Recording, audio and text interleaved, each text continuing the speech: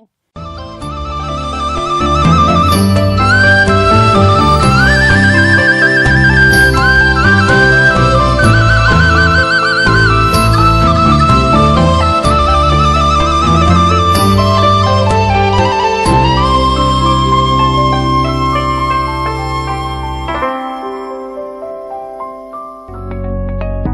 อดโยกาการดั้มบรรลัยสวัสดิภีบริจมรันคณะกสิกรตัวบันการความตรูปีสถาบันจุ่มเลี้ยงนึ่งกรมโรงแอมการดับบรรลัยเวลจุ่มกำป้องคลายชีมกระบอมุยได้ช่วยบังการจำนูลชีประจำสำหรับกสิกรมวยจุ่มนุนในแคดกำปงถมตามระยะการดับบรรลัยจุ่มรอกสิกรอายประโมพอลหนึ่งกดกงตีบสาบ้านชีบรรทบรรทบคณะการความตรูภายในปัจจัยกติซ่อมเพระผลิตกรรมหนึ่งการตอบจบตีบสาก็กำป้องช่วยปงเริงการผลิตระบบปุกวนนักดับบอลได้กสิกรชีสมาจักจงเก่าอาชีวกรรมบรรลัยสวัสดิภีบกรรมการความตรูระบบกำรงตีบสายสำหรับกสิกรขนาดตูดหรือกสิกรบันดับบอลลายจีจรันประเภทเดาจีโนนงตรอลายสไปสาลันจีชัยตรอบสันไดกัวตรอซอหนึ่งโป๊ดจีดาม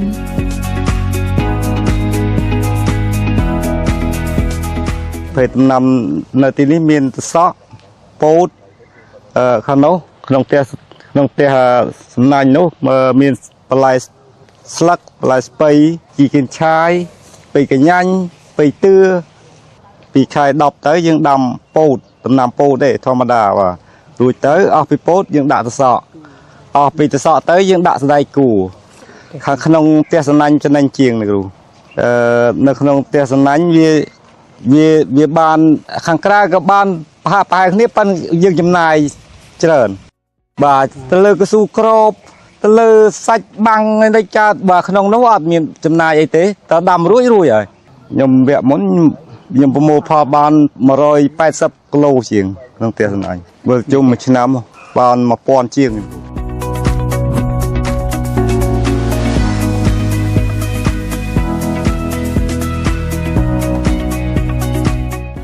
เจ๊สไดน์กสิกรซกกำเองนึ่งแพรเยเจนสกินบ้านไอเดียงถาขนมขายไส้ฮานีการประมวลพอลสไปตราซอตรอบหนึ่งโป๊ดขนมมวยปรึกอาจรกจำนวนบ้านประมาณ20,000 ถึง 30,000 เหรียญบาทตู้ใบเตาจำนายเลือดซอมเพระกสิกรรมจีกำปอหนึ่งเทปจำบัดเซ็งกระไดการดับบนไหลบานร่วมจำนายสำคัญขนมกาพกดกุงการศึกษาระบบโกนการสันสองประหนึ่งการกายลมอจีวเพบครูสา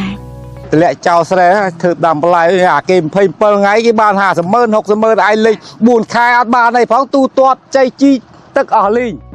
กลางปีกาขดข้อมระบบกสิกรกาความตรูไปสถาบันเปียปวนก่อเชี่ยกตามุยได้ช่วยปงเริงผลิตกรรมตามกาบัญเชียระบบลูกล้ำบนฉวนดำนั่งบนตีปีนิจกรรมแขดกำปงถมนังลูกสร้างจริยาตีปรึกษาไซจรวะดำไล่วินิยุตามระเจกำรงแอมกสิกรก็ได้ตะตัวบ้านกาความตรูภายในปัจจัยกติหนึ่งซ้อมเพระมวยจุ่มล้วนดาวจีพเตสำนันซ้อมเพระสระสรับหนึ่งซ้อมเพระทายต้อมดำนำปรมแต่งกาสำหรับสำรวจสวายโรคตีบสาย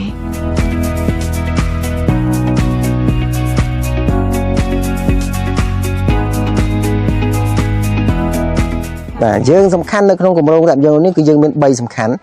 បាទទី1គឺតាមរយៈមន្ទីរពាណិជ្ជកម្មយើងមន្ទីរពាណិជ្ជកម្មតាមរយៈគម្រោង M យើងអាវត្តទូនទីសំខាន់បំផុតគឺការងាររកទីផ្សារជំរុញទីផ្សារជូនគាត់ណាបាទតាមរយៈផ្សារចុងសប្តាហ៍សារផលិតផលខ្មែរតាមរយៈការសម្របសម្រួលកិច្ចសន្យាទិញលក់តាមរយៈវេទិកាជំនួបអាជីវកម្មរវាងក្រុមផលិតជាមួយឈ្មួញនឹងឈ្មួញហ្នឹងអញ្ចឹងទី1គឺសំខាន់គឺការងារទីផ្សារអវទីផ្សារទី2គឺ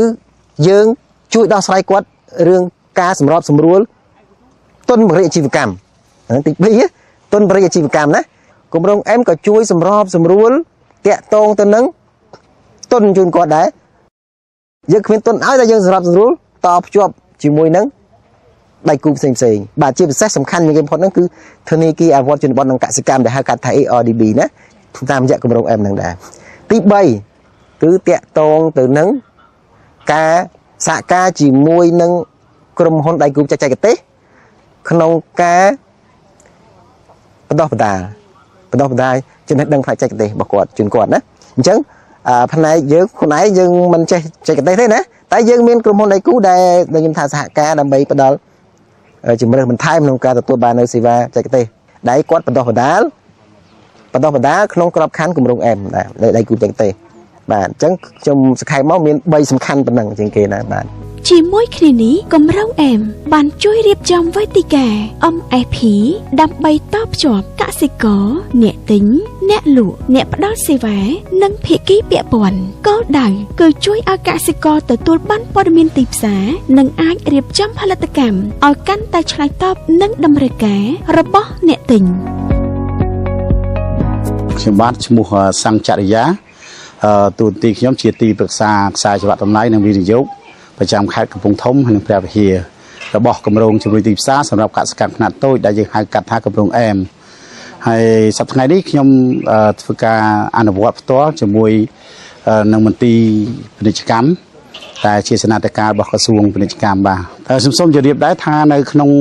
គម្រោង M យើងមានសប្តាហ៍ថ្ងៃយើងមានចកោមផលិតហ្នឹងអាជីវកម្មហើយចកោមអាជីវកម្មនោះមានចំនួនរហូតដល់ទៅ20ចង្កោមហើយក្នុងនោះយើងមានបែងចែកជាចង្កោមអាជីវកម្មបន្លែសុវត្ថិភាពហ្នឹងយើងមាន6ចង្កោមយើងមានចង្កោមអាជីវកម្មមន់ខ្មែរដែលយើងហៅក្រុមផលិតចង្កោមអាជីវកម្មមន់ផលិតចំមន់ខ្មែរហ្នឹងចំនួន6ហើយនឹងយើងមានចង្កោមអាជីវកម្មស្រូវប្រណិតនៅក្នុងគម្រោងនោះគឺ12គម្រោង M យើងតកតទៅនឹងការដែលគោលដៅជាគោលដៅសំខាន់របស់យើងគឺជាយើងឈ្មោះពេញគឺថាគម្រោងជំរុញទីផ្សារសម្រាប់កសិកម្មខ្នាតតូចដូច្នេះហើយរាល់ការងារទាំងអស់ដែលយើងគោលដៅយើងចង់បានយើងចង់ជួយដល់បងប្អូនដល់កសិករដែលគាត់ជាក្រុមផលិតគាត់បង្កើតជាក្រុមបង្កើតហើយយើងបង្កើតជាចង្កោមរួចហើយយើងឲ្យគាត់ធ្វើការរួមគ្នាលក្ខណៈប្រមូលផ្ដុំក្នុងការផលិតផលគាត់យកលក់ទៅទីផ្សារហើយយើងក៏ផ្សារភ្ជាប់សប្តាហ៍នេះយើងបានធ្វើបង្កើតជាចង្កោមរួចអស់ហើយចង្កោមផលិតហើយយើងមានភ្ជាប់ជាមួយឈ្មួញក្នុងតំបន់ក៏ដូចជាអ្នកលក់ធាតុចូលហ្នឹងដើម្បីជាការរួមផ្សំដោយលោកប្រធានរដ្ឋមន្ត្រីគម្រោងមិញរបស់ខាងមន្ទីរពាណិជ្ជកម្មគាត់បានលើកដូចគ្នាដែរដោយសារយើងជាគម្រោងតែមួយគម្រោងនេះក្រោមការក្របខ័ណ្ឌរបស់គម្រោង M នេះគឺក្រោមក្រសួងពាណិជ្ជកម្មហើយក៏យើងមានមន្ទីរពាណិជ្ជកម្មកំពង់ធំនេះឬក៏តាមបណ្ដាខេត្តទាំង18ផ្សេងទៀតហ្នឹងគឺជាគោលដៅដូចគ្នាអញ្ចឹងហើយអ្វីដែលកន្លងមកយើងធ្វើហ្នឹងគឺជាការជំរុញបានន័យថាយើងជួយភ្ជាប់ជួយរកទីផ្សារយើងមិនមែនជួយទីផ្សារទេតែយើងជួយស្វែងរកទីផ្សារអស់លទ្ធភាពទៅតាមអ្វីដែលកន្លងមកដោយសារយើងឃើញថាកាលពីមុនយើងមានការរាំងស្ទះមួយចំនួនតាក់ទងនឹងការនាំចូលផលិតផលមកពីក្រៅស្រុកឬក្រៅប្រទេសតែជាប្រទេសជិតខាងតែចាប់ដើមតែយើងមានគម្រោង M យើងបានជួយជំរុញបណ្ដាមិនថាយើងបានផ្លាស់ប្ដូរទម្លាប់មួយចំនួនអាកសិករដែលគាត់ធ្លាប់តែដាំដុះសម្រាប់តែការបរិភោគឬក៏លក់តិចតួចយើងជំរុញឲ្យគាត់ខ្លាយទៅជាអ្នកដែលលក់ផលិតឲ្យបានច្រើនលក់ឲ្យបានចំណូលកាន់តែច្រើនជាងមុនបាទទោះជាយ៉ាងណាកសិករនៅតែប្រឈមនឹងបញ្ហាមួយចំនួនជាពិសេសការខ្វះទឹកសម្រាប់ស្រោចស្រពក្នុងរដូវប្រាំងនិងការប្រែប្រួលអាកាសធាតុដែលអាចប៉ះពាល់ដល់ដំណាំមួយចំនួនកសិករក៏បានស្នើសុំការគាំទ្រអណ្ដូងទឹកបំពាក់ប្រព័ន្ធសូឡាដើម្បីធានាប្រភពទឹកសម្រាប់ផលិតកម្មមួយផ្នែកទៀតគឺបញ្ហាទីផ្សារនៅពេលកសិករជាច្រើនដាំបន្លែប្រភេទដូចគ្នាក្នុងពេលតែមួយការផ្គត់ផ្គង់អាចកាន់លើសតម្រូវការនិងធ្វើឲ្យតម្លៃមានការប្រែប្រួលដូច្នេះការរៀបចំផែនការដាំដុះឲ្យស្របនឹងតម្រូវការទីផ្សារក្លាយជាចំណុចសំខាន់សម្រាប់កាត់បន្ថយហានិភ័យនេះបាទខ្ញុំអរគុណគម្រោងអង្គការ M ដែលបានជួយខ្ញុំនេះសូមប៉ិនខ្ញុំសូមស្នើសូមមកជួយស្នើដង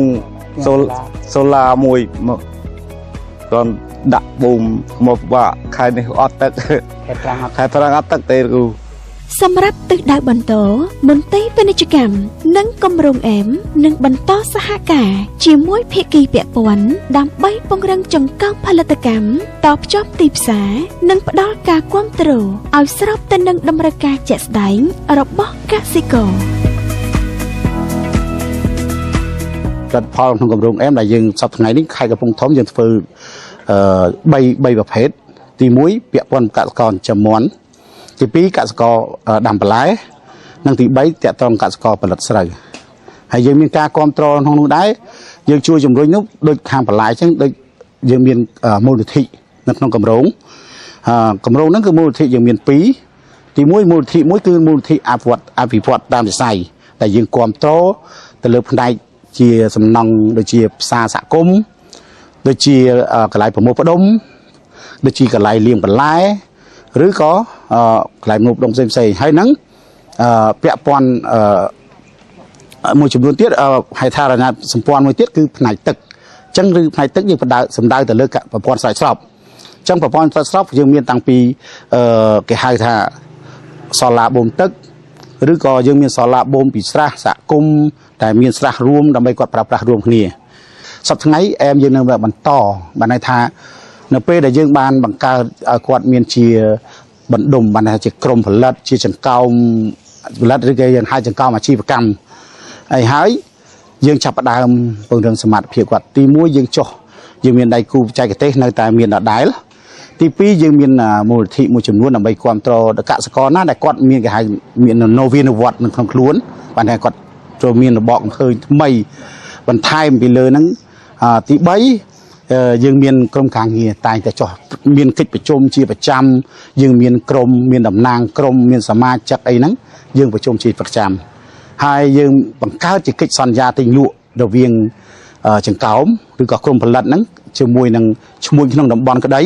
ហើយយើងភ្ជាប់ទីផ្សារនៅក្នុងពេញក្តីក្នុងទូបីក្នុងរូបភាពបែបណាតែធ្វើម៉េចឲ្យគាត់មានភាពជាក់លាក់មួយថាគាត់ដាំអីគាត់មានគោលដៅអីហើយមានកន្លែងណាដែលអាចទទួលទិញរបស់គាត់អរគុណដល់អាយដាមអបាខេត្តខេត្តកំពង់ធំអាយដាមនួនផារត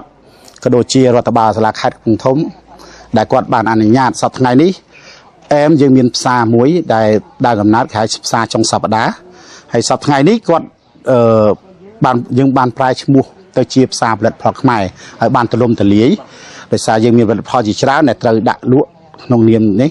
តែនៅសប្តាហ៍ថ្ងៃយើងមាននៅទីតាំងនៅសួនមុខសួនកុមារខេត្តកំពង់ធំហើយយើងបានលក់ជាប់ជាប្រចាំហើយមានការគ្រប់គ្រងច្រើនមែនតើនេះត្រង់នេះខ្ញុំចង់និយាយថាវាបើយើងមើលទៅថាជាផ្នែកមួយតូចតែកុំភ្លេចថាអ្វីដែលយើងកំពុងធ្វើនេះគឺដូចជាការជួយបង្កើនសេដ្ឋកិច្ចគ្រួសារកសិករច្រើនមែនតើមិនមែនស្តង់7 8ហ្នឹង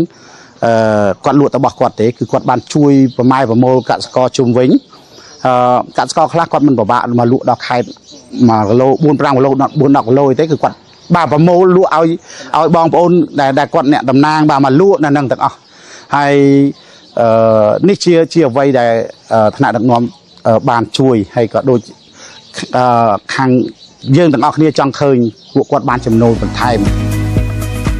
ការដាំបន្លែសុវត្ថិភាពមិនត្រឹមតែផ្ដល់ផលិតផលសម្រាប់ទីផ្សារប៉ុណ្ណោះទេប៉ុន្តែក៏ជាប្រភពចំណូលសម្រាប់គ្រួសារកសិករផងដែរការបន្តពង្រឹងបច្ចេកទេសធានាប្រភពទឹករៀបចំផែនការផលិតកម្មតាមតម្រូវការទីផ្សារនិងពង្រីកការតភ្ជាប់រវាងកសិករនិងអ្នកទិញនឹងក្លាយជាកត្តាសំខាន់ដើម្បីធានាឲ្យមុខរបរនេះបន្តរីកចម្រើននិងមាននិរន្តរភាព